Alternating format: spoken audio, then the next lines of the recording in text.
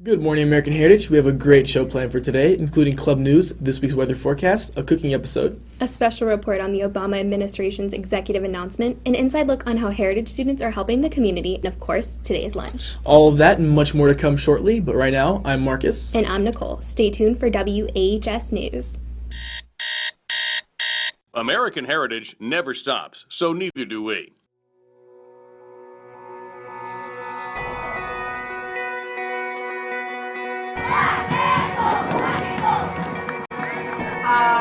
La escena del accidente. ¿Quién llega? Enjoying this so much.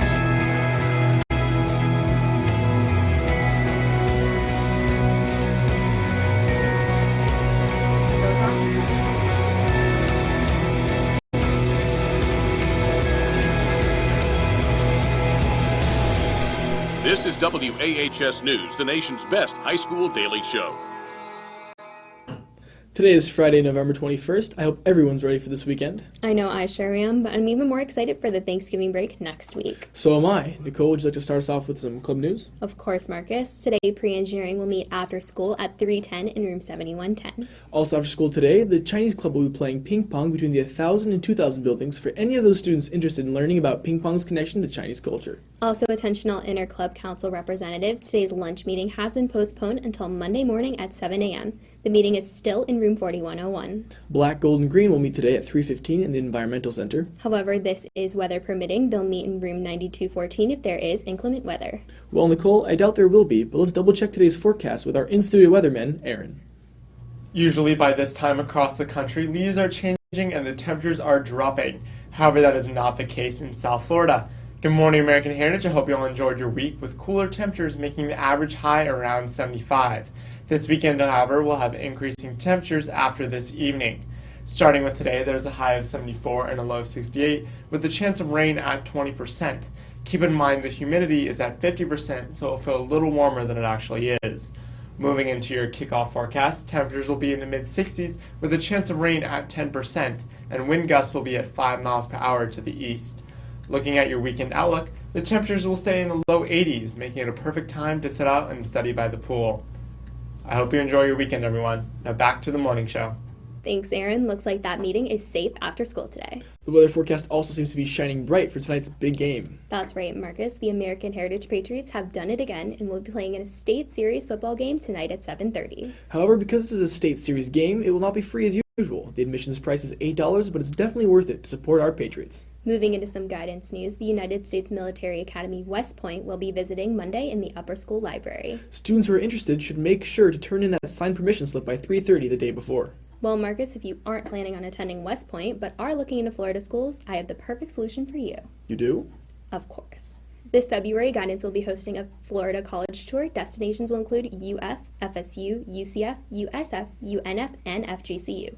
The registration deadline is December 15th, so be sure to fill out all of that paperwork. Thanks, Nicole. Speaking of paperwork, did you catch Obama's executive announcement last night about his new policies for undocumented immigrants? I'm afraid I did not, Marcus, but fortunately our political correspondent Jordan did. Here she is with the story.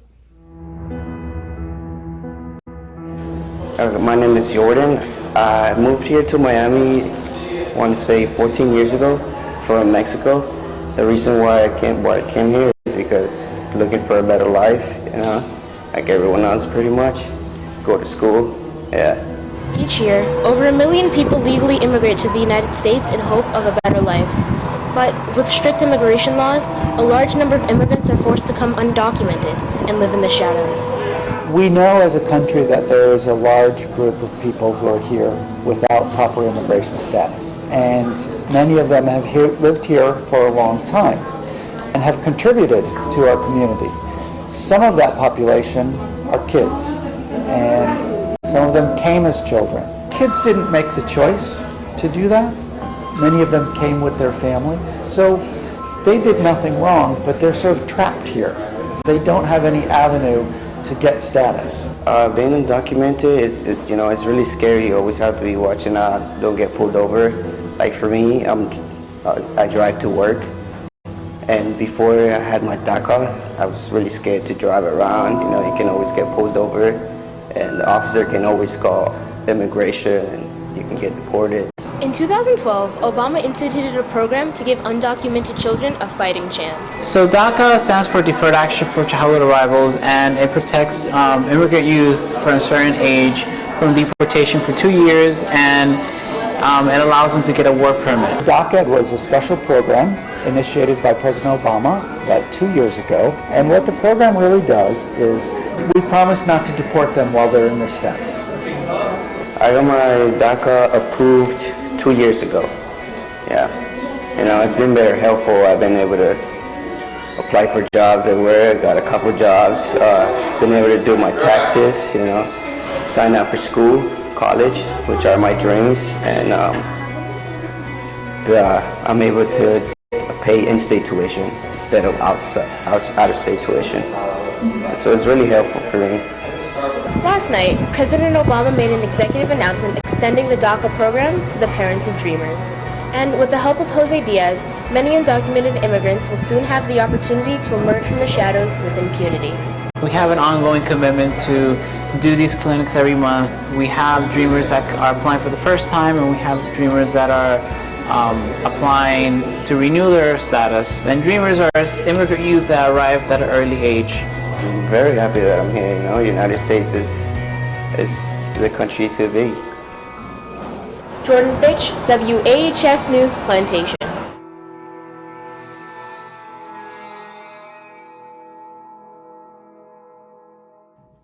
That was truly a powerful story.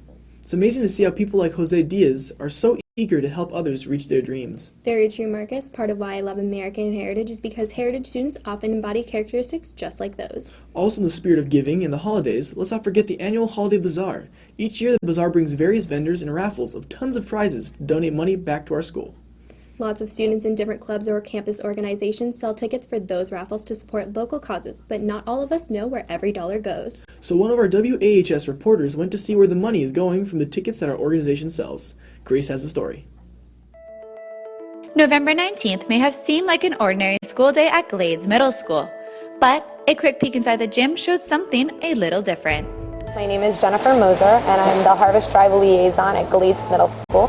The Harvest Drive is an annual event that we've been running for 6 years at Glades Middle. We work with 17 neighboring schools that bring all their food here, as well as outside agencies. Our goal is to feed 200 plus families a week's worth of groceries and a gift card to buy a turkey and other perishable items.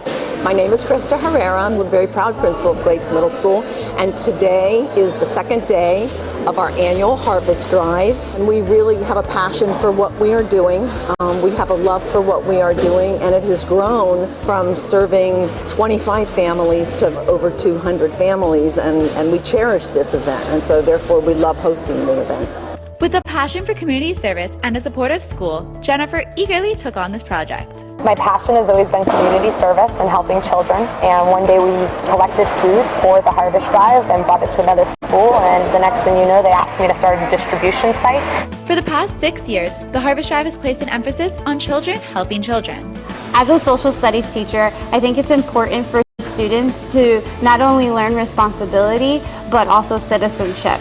And being able to help the community around them provides them an opportunity to get involved. Having the students give back to the community is an important lesson because it shows them that there's so much that we do here at school beyond the education. I believe it's really important at this age in the teenage years for students to learn how to do philanthropic acts. So this really is a time where we can teach about giving, how important it is to give, and really the wonderful feeling that comes when we do give back and don't expect anything in return. However, the children are the only ones who enjoy this annual event. I think my favorite part about the Harvest Drive is not only being able to feed 200 families, but also seeing how the students get involved and teaching them to pay it forward. My favorite part about the Harvest Drive is at the very end, just prior to delivering to the families, when I look out across the floor and I see the 200 bags that are filled and ready to really make a difference in 200 families' lives. My favorite part of the Harvest Drive is that it creates a culture of giving. Everybody wants to be a part of it, students, staff, the community. This year alone, the Harvest Drive collected over 21,000 items with the help of over 500 volunteers and 20 schools. The families are so thankful. They are so humbled by the giving. And the feeling that it gives you to be a part of it, you just walk away feeling better about being a human being on this planet. Grace King, WAHS News, Plantation.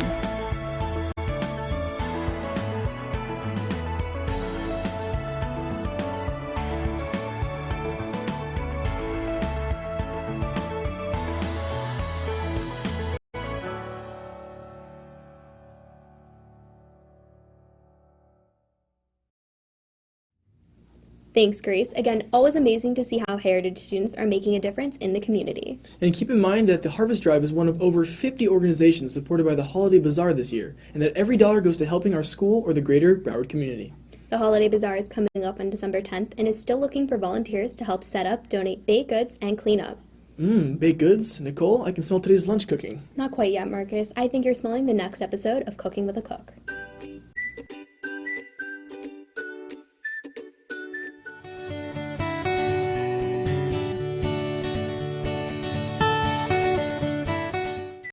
Today, we're going to be making fruit roll-ups.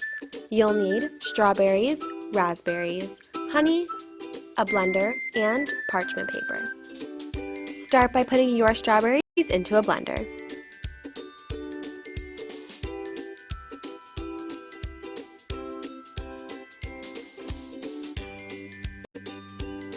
Then add in your raspberries.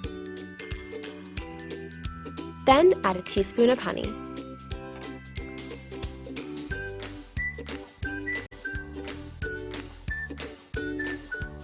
Now, blend it all together.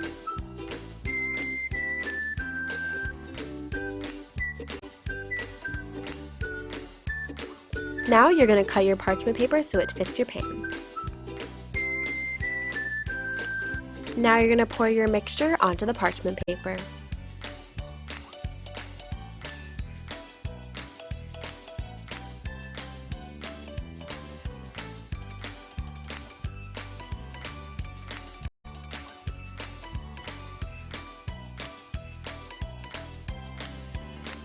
Now spread it out evenly across the parchment paper.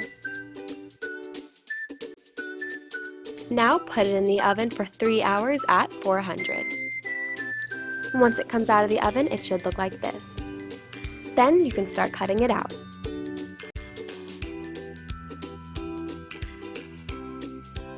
For WHS News, I'm Christy Cook reporting. That looked delicious. Almost as delicious as what the lovely ladies in the kitchen will be serving us today. They'll be serving a homemade chili with rice, corn, and beans. But of course, if you're not feeling that today, you can always opt out for many other options available on campus. That's all for us today. Remember to follow us on Twitter at WAHS TV. Signing off, I'm Marcus. And I'm Nicole. Have a great weekend, everyone.